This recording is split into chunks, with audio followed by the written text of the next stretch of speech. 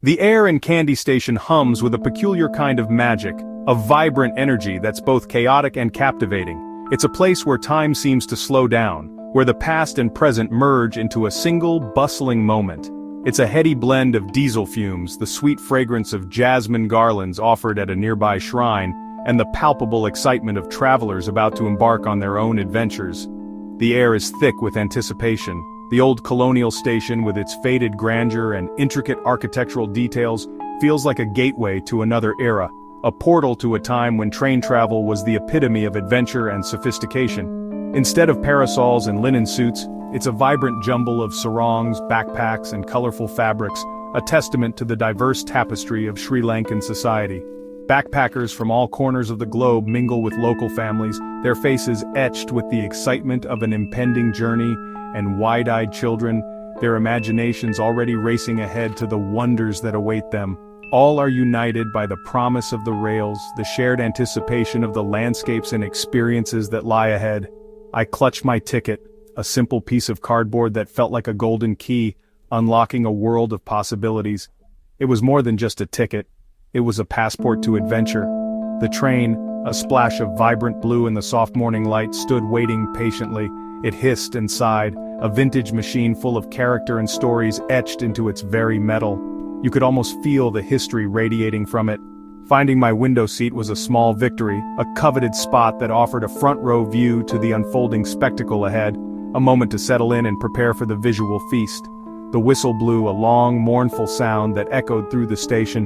It was a sound of departure, a signal of leaving one world behind to discover another, a call to adventure. With a gentle lurch, a subtle tremor that ran through the carriages, we began to move. The platform slid away, the waving hands of those left behind became smaller and smaller, and the city of Kandy gradually receded into the distance. There's a unique thrill in that initial movement, that feeling of being propelled forward into the unknown. You're no longer a bystander observing the world, you're an active participant, a part of the journey now, swept along by its momentum. I pressed my face to the cool glass of the window, my heart thumping in rhythm with the rhythmic clickety-clack of the wheels on the tracks. This wasn't just a way to get somewhere, a mere means of transportation. The journey itself was the destination, an experience to be savored and remembered. As we chugged out of the city and into the lush countryside, I knew I was on the brink of something truly unforgettable, a journey that would stay with me long after I reached my final stop. The train moved with its own rhythm, a gentle, swaying dance. The sounds became a symphony, wheels beating, horn tooting, conversations in Sinhala and Tamil, and bursts of laughter. We passed through Kandy's outskirts, where gardens and homes gave way to wild greenery. Vendors hopped on at small stations, calling out their wares. I bought warm, spicy vada, a taste of Sri Lanka, enjoyed as the world scrolled by. The landscape transformed, rice paddies vibrant green against dark soil, solitary farmers waving as we passed, villages nestled in valleys, children racing the train, waving until we disappeared.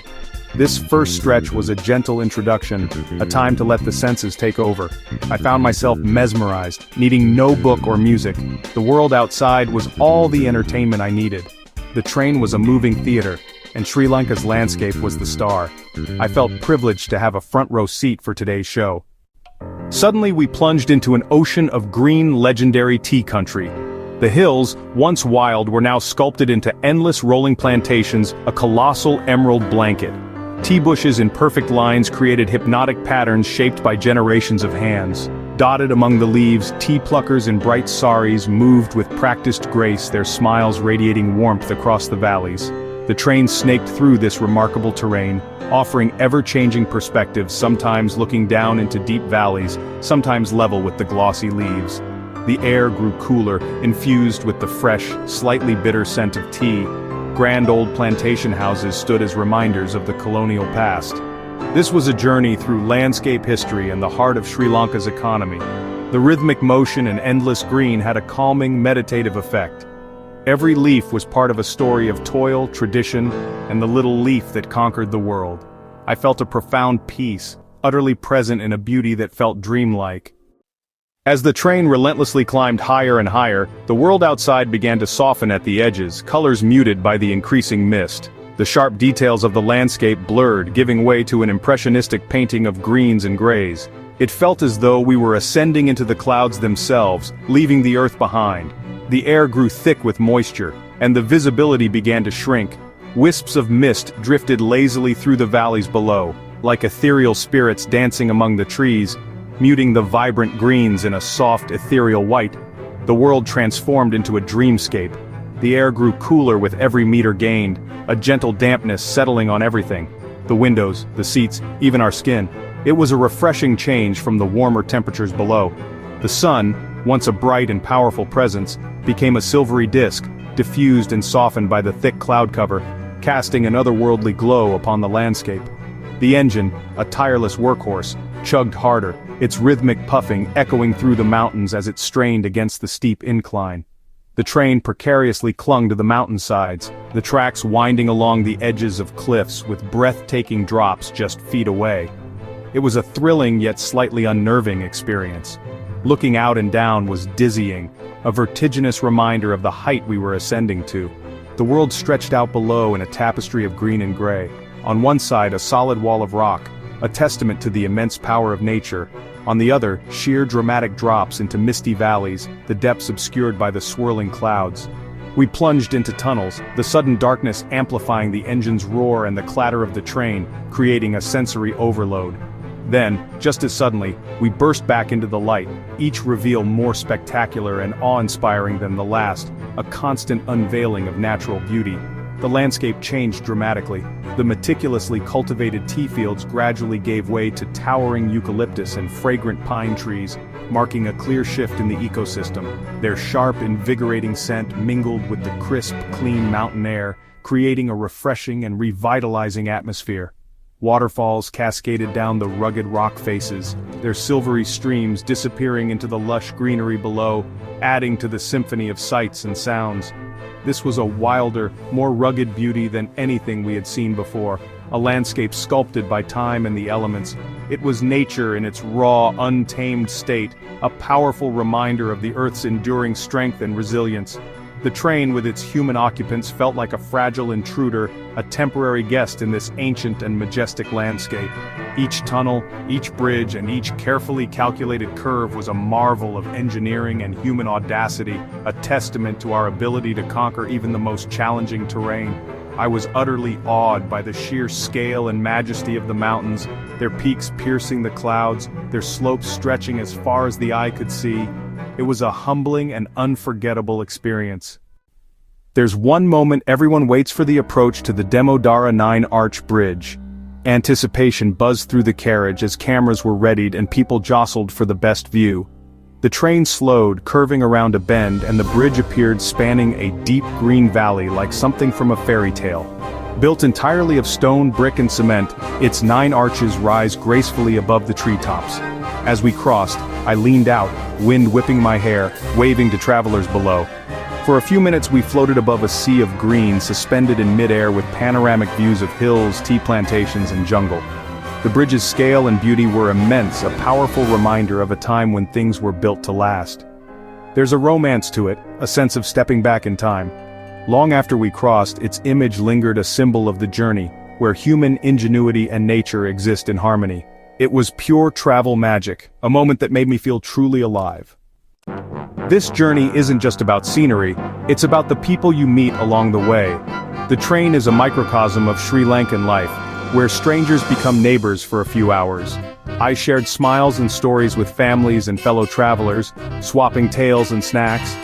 Vendors moved through the carriages, selling roasted peanuts and juicy mangoes, each transaction a small, timeless ritual. Quiet moments of observation revealed stories: an elderly man lost in thought, young women laughing and taking selfies. Each person had their own reason for being there, their stories briefly intertwining with mine. For a few hours, we were all part of a moving tapestry of humanity. These fleeting connections added rich color to the experience. I felt privileged to be a small part of it. For the adventurous, for those who crave something beyond the ordinary, this train ride is a call to action. It's an invitation to step outside your comfort zone and embrace the unknown. It's not just a scenic trip, it's an immersive experience that engages all your senses. The open doorways beckon you to sit on the steps, a perch offering unparalleled views and a thrilling sense of exposure. Feel the wind, a tangible connection to the landscape rushing past, and dangle your feet into the open air, a playful act that amplifies the feeling of freedom and connection with nature. A feeling of absolute freedom washes over you, unburdened by the constraints of modern travel.